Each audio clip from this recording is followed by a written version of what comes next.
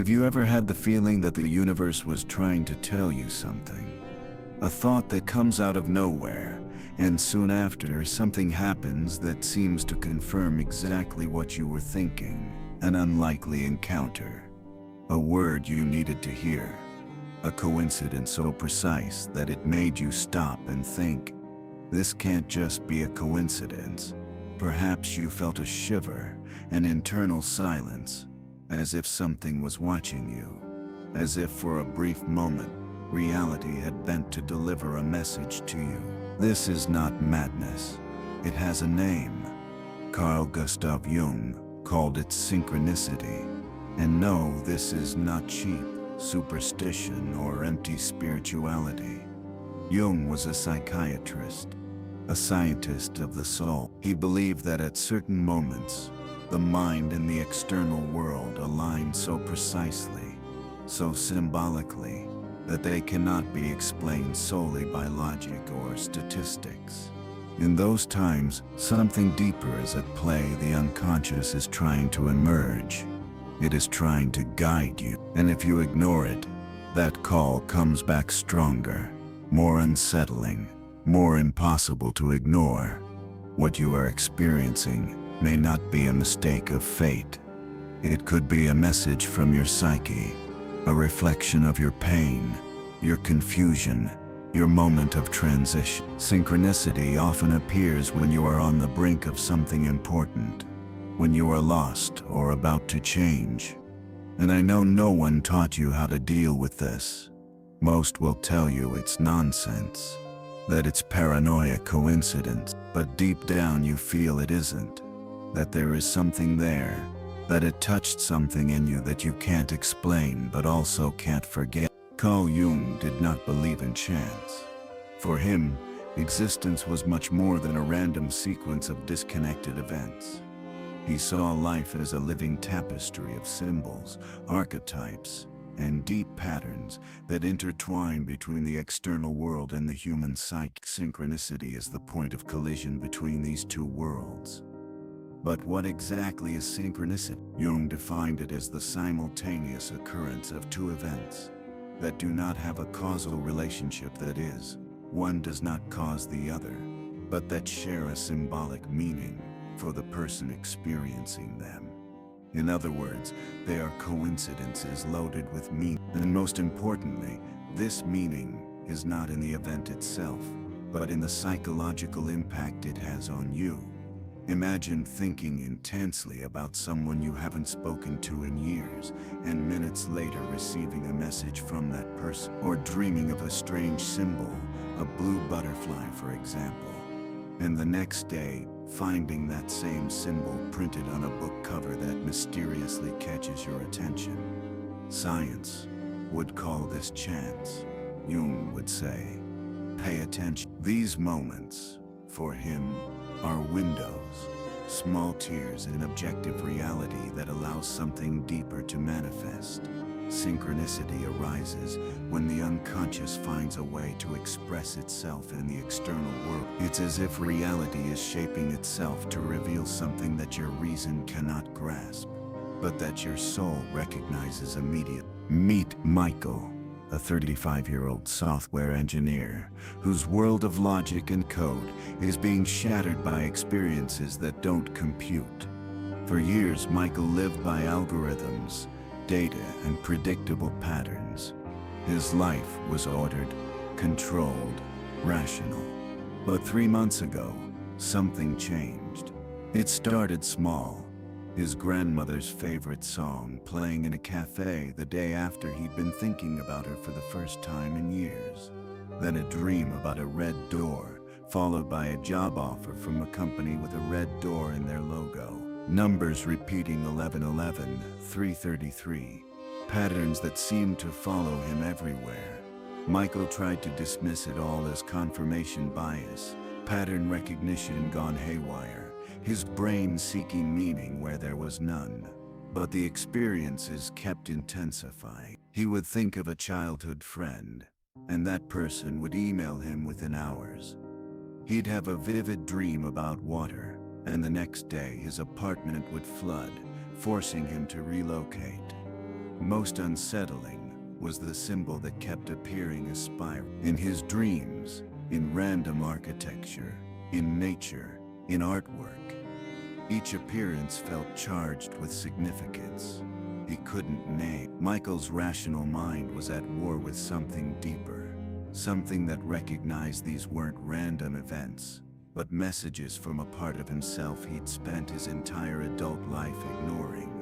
His controlled world was cracking open, and through those cracks, something was trying to emerge. Jung would recognize Michael's crisis as the beginning of individuation, the unconscious demanding to be heard after years of suppression by rational consciousness. There are moments in life when everything seems to collapse.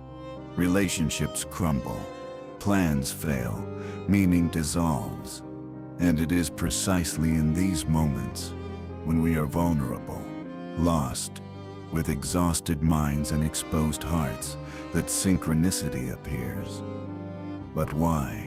Carl Jung believed that when the structure of rational consciousness weakens, whether due to trauma, existential crisis, grief, loneliness, or a profound internal transformation, the unconscious begins to emerge.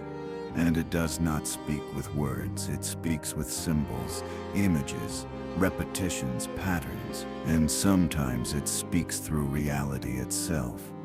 Have you ever wondered why certain encounters seem to happen at the exact right moment? As if that person, that phrase, that place appeared as a living response to something you didn't even know you were searching for. For Jung, this is not a coincidence. It is a dialogue between your soul and the world. Synchronicity is that point of contact.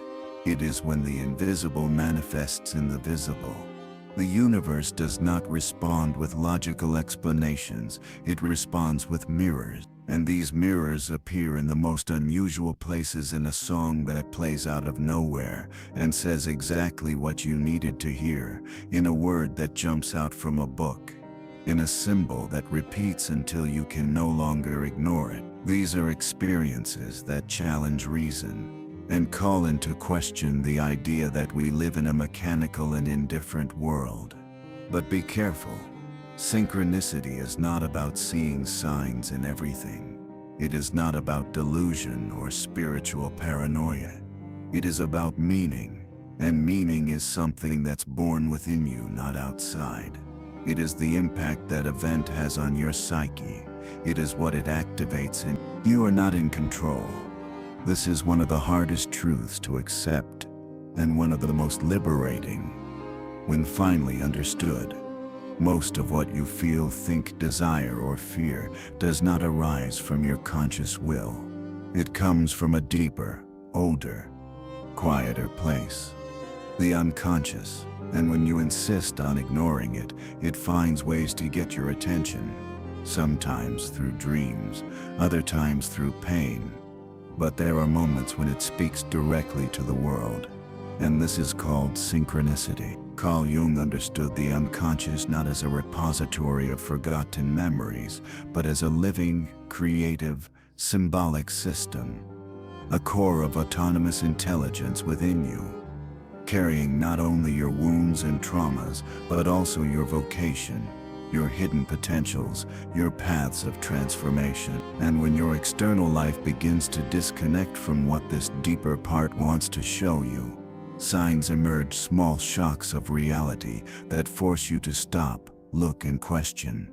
You might even try to ignore it, rationalize, tell yourself it was just a coincidence. But the discomfort lingers. The feeling that there's something there remains. It's the unconscious poking at you, like an internal therapist knocking on the door of your consciousness and saying you're not listening. So now I'm going to show you. And it shows in the form of encounters that change everything. It shows in repetitions that defy logic. It shows in symbols that appear at the most critical moment. A butterfly during morning. A number that repeats every time you think about changing your life. An image that haunts your dreams and materializes in real life. Michael's breaking point came during a business trip to a city he'd never visited. Walking through an unfamiliar neighborhood, he turned a corner and stopped dead. Before him was a building, covered in spiral motifs, the exact symbol that had been haunting him for months. But more than that, above the door was a sign for a psychotherapy practice, specializing in Jungian analysis. The coincidence was so precise, so impossibly targeted, that something in Michael's rational defenses finally crumbled. He stood there, trembling, feeling that strange certainty. Jung described the sense that this moment was meant for him, that reality itself had arranged this encounter. Against every logical instinct, Michael walked in. The therapist who greeted him had on her desk the same book Michael had randomly purchased 2 weeks earlier, a book about synchronicity. "I've been expecting someone," she said, looking at him with knowing eyes. "The spiral has a way of bringing people when they're ready." In that moment, Michael understood that his unconscious had been orchestrating this entire journey, the dreams, the repeated symbols, the random book purchase. Even the business trip that brought him to this exact location. What he'd experienced wasn't random at all. It was his psyche creating a breadcrumb trail leading him toward the transformation he'd been unconsciously seeking. Jung called this psychoid process, the unconscious organizing external events to align with internal necessity. Michael's rational worldview hadn't just been challenged, it had been dismantled by undeniable lived experience. I want you to pause and honestly reflect on your own experiences. Have you encountered coincidences that felt too meaningful to be random? Moments when the external world seemed to mirror your internal state with impossible precision. Perhaps you've dismissed these experiences, afraid of seeming irrational or superstitious. But what if your skepticism is actually a defense mechanism protecting you from a truth your rational mind finds threatening? That reality is more mysterious, more interconnected, more symbolic than the materialist worldview allowed. Jung wasn't asking you to abandon reason. He was asking you to expand it, to recognize that meaning and significance are as real as physical causation, even if they operate by different rules. Here's what I want you to consider. What might your unconscious be trying to tell you through the patterns you've been noticing? What area of your life feels stuck, unfulfilled, or inauthentic? Synchronicities often appear around these psychological pressure points, trying to guide you toward necessary change. Share in the comments one synchronicity you've experienced that you've never been able to explain. Not to prove anything to skeptics, but to acknowledge your own experience, to honor what your psyche might be trying to communicate. Sometimes simply naming these experiences begins to unlock their meaning. The human mind is not just individual. Within you exists a layer deeper than your thoughts, older than your memories, vaster than your personal experiences. Jung called this layer the collective unconscious, a psychic dimension shared by all humanity, where universal symbols, ancestral myths, and archetypes reside, shaping your perception without you realizing it. It is from this place that synchronicity emerges with greater force. When a symbol that is part of the collective unconscious manifests in your daily life, coinciding with an internal moment of crisis, search, or transformation, the impact is overwhelming. You feel connected to something greater than yourself, that there is an invisible order guiding the steps that once seemed random. Jung studied this in depth. He realized that in moments of intense inner conflict, the psyche begins to draw upon archetypal images, universal symbols present in all cultures: the serpent, the hero, the wise old man, the mother, the shadow, rebirth. These symbols are not cultural inventions. They are spontaneous manifestations of the deep structure of the human mind. And it was in alchemy that Jung found the truest mirror of the process of psychic transformation. The ancient alchemists spoke of turning lead into gold, but Jung understood that this metaphor was in fact a psychological process. Lead represents internal chaos, confusion, the unintegrated aspects of the psyche. Gold is full consciousness, the realized self. Synchronicity in this context acts as a catalyst. It appears when you are in the midst of the negredo, the dark, confusing phase in which everything seems to disintegrate. Seeing a sign is one thing. Understanding it is something completely different. How many times have you felt a strange sensation in the face of a coincidence, but didn't know what to do with it? The mind stirs, the heart races. You feel that there is something there, but clarity is lacking. And this is exactly where most people get lost, between the symbolic experience and deep understanding. Carl Jung taught us that synchronicity cannot be understood with common logic. It requires a new form of perception, symbolic, intuitive, inner. For Jung, interpreting a synchronistic event is like interpreting a dream. What happened objectively is not as important as the subjective effect it had on you. The symbol touches the soul because it reveals something that consciousness has not yet seen. The first step is to observe without judgment. When something strange or significant happens, avoid seeking immediate explanations. Just take note. Write it down. Reflect. Ask yourself, what does this remind me of? What feeling arose at that moment? Is there a recurring pattern? The unconscious speaks through associations, and each symbol has a multiplicity of meanings. The second step is to contextualize. What phase of life are you in? Are you facing a conflict, a difficult decision, a process of mourning, change, awakening? Synchronicity almost always appears in moments of psychic transition, when the old no longer serves, but the new has not yet been born. It is in this symbolic interval that the unconscious manifests the most. The third step is to relate to archetype. For example, if you start to see images of snakes constantly, don't think only in literal terms. The snake for Jung is a symbol of renewal, transformation, the cycle of death and rebirth. But be careful. Interpreting symbols requires brutal honesty with oneself. The unconscious is not concerned with pleasing your ego, it wants you to evolve. And for that reason, often the message it sends comes in the form of discomfort, confusion, or fear, precisely because it is touching a wound that needs to be seen. Many try to use synchronicity as an escape valve, seeking confirmation for what they already desire. This is an ego trap. True synchronicity does not confirm desires, it reveals truths, and often these are truths you have been trying to avoid. That is why Jung always emphasized, without self-knowledge, there is no true interpretation.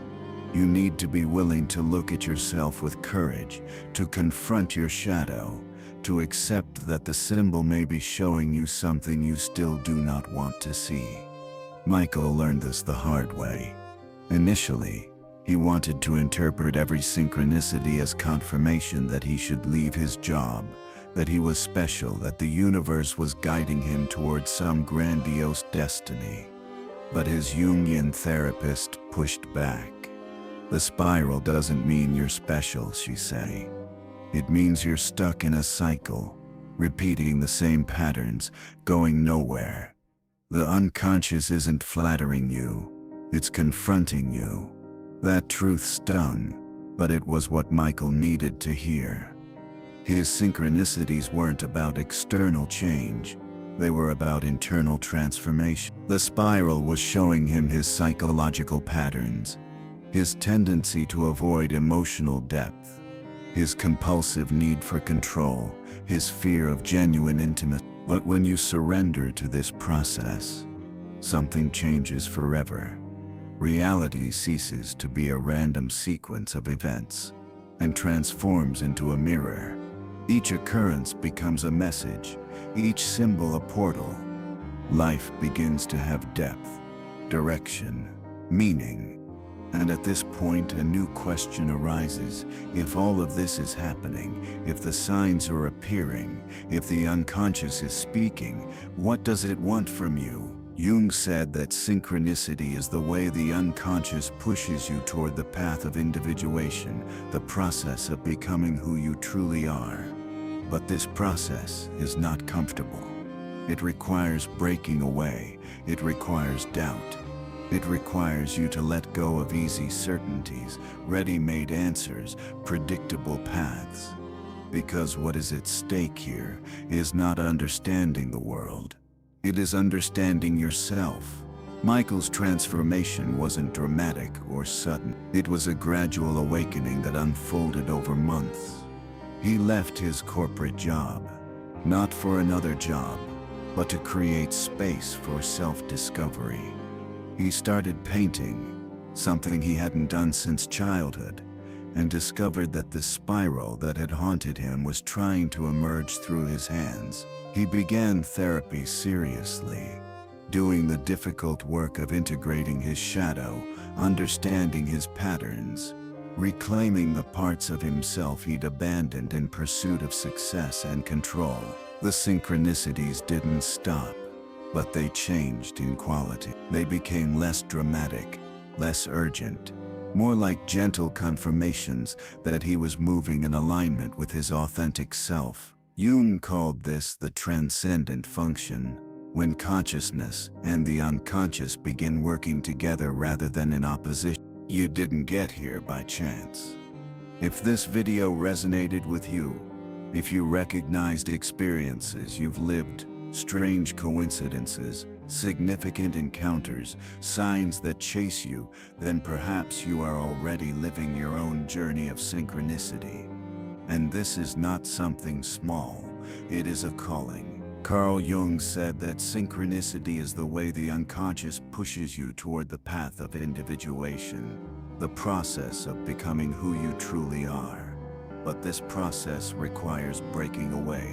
It requires doubt. It requires you to let go of easy certainties, ready-made answers, predictable paths. Because what is at stake here is not understanding the world, it is understanding yourself. Synchronicity appears when you're on the brink of an internal transition, when everything you know begins to unravel, and a new version of you starts to form, still invisible, still fragile, still surrounded by fear. But if you ignore this calling, it will return, and it will come back stronger, because life will not stop trying to wake you up. You can choose to go back to sleep, pretend it was just a coincidence, return to your routine, pretend you didn't see what you saw, that you didn't feel what you felt, but you know that this won't work for long. The soul demands, and when it wants to be heard, the whole world begins to conspire for that. On the other hand, you can accept the invitation, enter the symbolic forest, follow the traces of the unconscious. If you have ever experienced synchronicity, something you can't explain but that changed the way you see life, write in the comments. Share, because what you experienced might be exactly what someone else needs to read right now.